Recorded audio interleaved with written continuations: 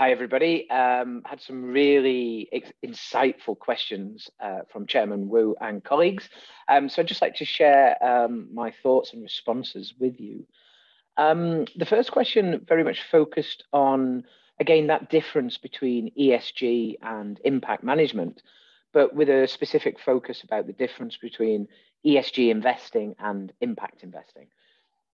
So again, the difference really does come down to what is the focus of ESG and impact management. So again, it's that issue about materiality. What is material?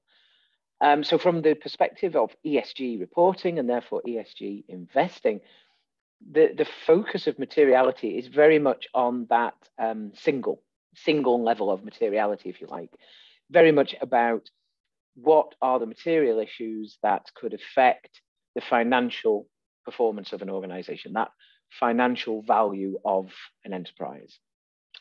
So it doesn't go beyond that, as we know, as we've discussed, whereas impact management and therefore impact investing should go beyond just thinking about material issues to the financial value of an enterprise. It should be much more than that. It's absolutely about financial risk and mitigation. But primarily, it is about understanding the impacts that that organization has on people and the planet. So materiality, again, is that inside out perspective. It's saying, what effects do we have as an organization, as an enterprise, as an investor on people? What are those material impacts? And then that enterprise, from the perspective of impact management, should then really be managing those material impacts to people and planet, looking to increase the positives and reduce the negatives. So if you're thinking about this, if you're having that conversation that goes, well, do we want to invest in ESG type organizations or those that are really genuinely managing their impacts, then it really is a question of what impact do you want with your investment? And if you're investing in ESG based organizations, then the reality is you don't know, or you're very unlikely to know what impact your investment is having. What is the social return for your investment? Very difficult to say if over 9 in 10 organizations, when reporting on the S, the social of ESG, are focused exclusively on outputs and activities. The question of so what are the effects on people? We simply don't know. So responsible investing, when it's investing in ESG, we just don't know what it means in terms of social. And what we mean by that are what are the effects on people and the planet. You've got to expect a return on your investment, a social return on your investment, perhaps as well as that financial return. So the only way to understand the social return on your investment is for that investee, that grantee, that organization, that enterprise that has received your capital to effectively measure and manage its impacts, not just report on the activities and its outputs. Outputs are just the summary of activities. We have worked with this many people this year. We have provided this many training programs. Well, so what? What are the effects of those training programs? What are the effects of the support for those people that has been provided? Is it positive? Is it negative? Is it as good as it could be? We don't know with ESG reporting. It simply does not go far enough. It does not go far enough to tell you about your sustainable performance. It doesn't give you any indication of how you're contributing to the sustainable development goals. And it certainly just doesn't give you enough information to optimize the use of your resources, to optimize your investment and optimize the impacts on people's well-being. So, again, that leads into a conversation about impact management, what it is at its core. And that's also a couple of the other questions that were posed. And they were specifically around the SDG standards and some of those particular business actions. In this case, the question was around business action 7 and 9.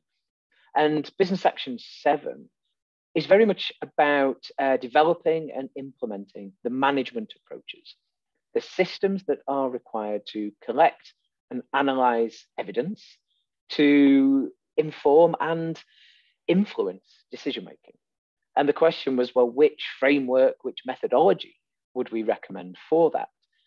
And I guess the thing to say before we go into that is to remind all of us, to remind ourselves that the SDG impact standards, they're a decision-making framework, are designed to complement high-level principles. They're not designed to compete with those principles. They really do they bridge a gap that has been missing. They are a decision-making framework, or they create a decision-making framework that works hand in hand with those high-level principles. And some of those high-level principles that are mentioned explicitly are the principles of social value. That's what we're all part of, the social value movement. So the answer to the question in terms of the management approach is the principles of social value. Now, within that, there is a framework. We all know it, hopefully, called social return on investment, SROI. So what SROI and the principles, pretty much the same thing, largely, are designed to do is give you some good evidence. The evidence is informed by your stakeholders. Principle number one says, involve your stakeholders, understand their outcomes, quantify those outcomes, make sure we report on those outcomes appropriately. But then what it's all about is then saying, well, great, we've got this information, we've got these material outcomes. What do we do now with that information? How can we make some improvements? What are some of those positive material impacts, and how do we create more of them? And what are perhaps some of those negative material impacts, and how can we reduce, if not eliminate them? So SROI SROI understands the value of changes to stakeholders using the language of money. So you get a social return on your investment. But what it really tells you is, well, that's your baseline. You know, what are you going to do to improve it? We all want a bigger social return on investment, because what that ultimately means is we've improved people's lives. We've optimized, or certainly improving the use of our limited resources to hopefully optimize the impacts on people's well-being. So the answer to the question in terms of what methodology or framework should we be using, the principles of social value, they really do provide a universal framework, but one that can be applied with flexibility. You know, the different decisions that need to be influenced within an organization are going to be tactical, they're operational, they're strategic. You're going to need different levels of accuracy, different levels of precision, different levels of assurance of those pieces of evidence and those results. So the principles say, look, this is exactly what we need to collect. All of this evidence is, you know, really how we should go about it. But then the level of rigor that we apply to those principles can be variable based on the type of decision that we're trying to influence. That's absolutely appropriate. Business Action 9 is very much about, you know, the continuous improvement of our systems and approaches to measure, to collect, measure, and analyze data so that it continues to inform our decision making, and it continues to get better so that we're reducing the risks of making the wrong decision, the suboptimal choices. So again, what we've got to be doing is saying, well, look, we're going to use the principles of social value. We're going to apply them in year one to this level of rigor, or perhaps to this range of stakeholders, but then have a plan in place, a clear set of policies that say, okay, but next year we're going to increase our scope. Perhaps this year we engage with our service users, our beneficiaries, if we want to use that language. But perhaps next year we're going to engage with additional stakeholder groups, perhaps their family members, other members of the community. Perhaps it's your employees. Perhaps the following year we also have a plan of action that says we'll also engage with some of our suppliers, some of our subcontractors, some of those local municipalities, for example. So that continuous improvement is really making sure that we increase the scope of our approach to impact management. We're continually reducing the risks that we're making suboptimal choices. And this is really where we need to get to with impact management, that it is just part of what we do. It's part of our systems. It's embedded within our organization.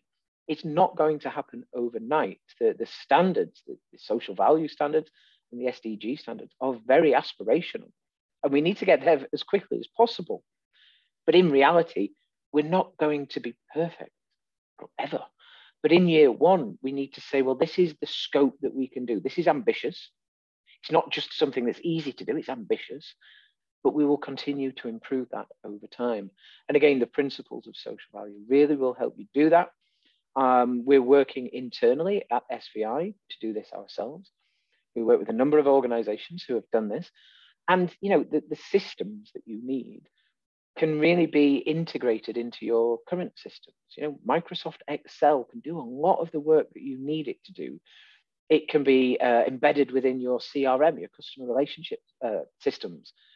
You can pay for and develop bespoke impact management systems, but my experience tells me that largely Microsoft Excel is a really good place to start. So have a look at what's out there. But again, the SDG standards and the SVI standards and the principles of social value really do work hand in hand. And that leads into the final set of questions that were posed to me around the training, the accreditation of trainers who will then support the implementation of those SDG standards. So there were a number of questions in there asking about the content, whether there's a formal assessment and costings and so forth. So the first thing to say is that the content of those 4 days, we're currently working with SDG Impact, the unit within UNDP, and the materials are being refined as we speak, actually. But the content is very much about, what the context initially, why is sustainability and sustainable development important? What's the imperative? What are those interdependencies to private sector organizations? The fact that there are risks to the organizations posed by the climate crises that we face, the inability to achieve the SDGs, there are risks, but there are also some fundamentally important opportunities. You've only got to look at increasing consumer demands. You've got to look at the ability to retain, attract and retain quality members of staff and avoid some of those costs associated with externalities that are continuing to increase. So a lot of context, but then really diving into those business actions. So looking at how those SDG standards should be implemented by the users ultimately in a very practical context. So there'll be lots of conversations about decision making. We have some evidence. What sort of decision can we take here? What are the associated risks? Are those risks acceptable to an organization? So really looking at things such as that management approach. What does it look like in reality?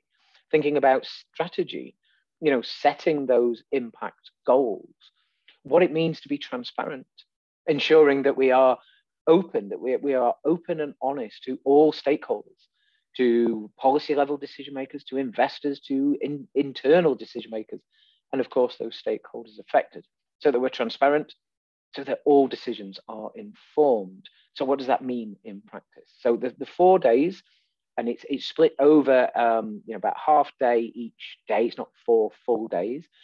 We will deliver that online. In terms of costings, this is a conversation that we will have with Social Value Taiwan. So Social Value Taiwan is one of the pioneering networks around the world. And we will work, SVI will work with Social Value Taiwan. And we will be able to then, Social Value Taiwan will then be able to offer to its members this really exciting opportunity. And it is an exclusive opportunity. There was another question asked, is SVI the only sort of accredited training provider? And the answer is yes. So SVI is the only organization in the world that has that strategic partnership with the UNDP and SDG Impact to deliver training to facilitate people to become accredited trainers. Now, of course, there is an online course on Coursera. It's a free course. It's really good. I've done it myself, delivered by Duke University in partnership with SDG Impact. And my recommendation is everybody should do that. It's a really good course. Again, it's different. You know, if you do the Coursera course, you can have a certificate of completion. That does not in any way make you an accredited trainer in terms of then going and working with enterprises to implement the SDG standards. Simply not, there's no recognition for you if you've only done that. But SVI is working with, as we know, SDG Impact. We're going to be developing Assurer training. The assurance seal is not yet finalized, but it will be very, very soon. I'm meeting with members from SDG Impact, my chief executive, the week after next, where we're starting to have conversations about developing the training materials for the assurance providers, the assessors. And the assessors will have to have completed the Coursera training. They will have had to also complete the SDG Impact training, the user training. They do not need to be accredited trainers. So Coursera training, really good. I would definitely recommend it. And that will help you, support you to then go on to the more accredited training options. At the moment, there's questions asked about how many accredited trainers there are globally. And the numbers are very small at present because the only training course has been delivered in Jordan, in the Middle East. And then subsequently, those accredited trainers, of which there are 4 or 5, have then delivered to the Amman Stock Exchange and some of the largest corporates in that country, and will also continue to do so in the region. So they were the first accredited trainers. We have, since that point, been refining the materials, making sure everything is up to date and improved along the way. So at the moment, there hasn't been a subsequent training program, but there are many planned. So again, with Social Value Taiwan, but also with some of our other networks in Europe, there's training programs being scheduled, others in East Asia as well, and Southeast Asia. So it's going to be something that very quickly SVI will be offering a number of training programs to support accredited trainers. The way we will do that is in partnership with our trusted partners and, of course, our fantastic Social Value network. So that's how people can access this opportunity, through Social Value Taiwan, who will support Social Value International to deliver this training. So when is this course? Hopefully as soon as possible. There's no fixed date at the moment, but it will happen very soon. And those people who sit the training, you go on those 4 half days, there is an assessment. There is a requirement to deliver an element of the training live. Somebody like myself would be the assessor of that. And we grade and we provide feedback to those individuals. So yes, there is a formal assessment. So the individual, they need to be experienced. They need to be experienced trainers. They also need to be experienced in sustainable development, in SDGs, or in impact management.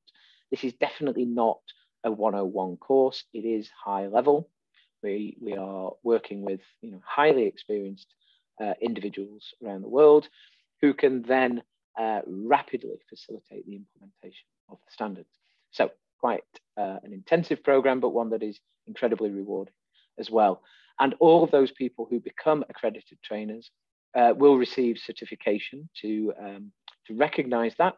And that certification is co-signed, co-branded with UNDP, SDG Impact, and Social Value International. So I wish everybody the best for the rest of the conference. I'm sure it will be an absolutely fantastic event. I really, really hope that some of you are interested in becoming accredited trainers. If you're not interested in becoming accredited trainers, but you are very interested in implementing the SDG standards within your organization, then very, very soon, Social Value Taiwan will be facilitating the creation of those accredited trainers. So you will have people to turn to support you in that implementation. So my final message is to say a massive thank you to all of my friends and colleagues in Social Value Taiwan. Thank you ever so much, everybody. Enjoy the rest of the event. And I hope to be able to see you all in person very, very soon. Thank you very much indeed. Goodbye.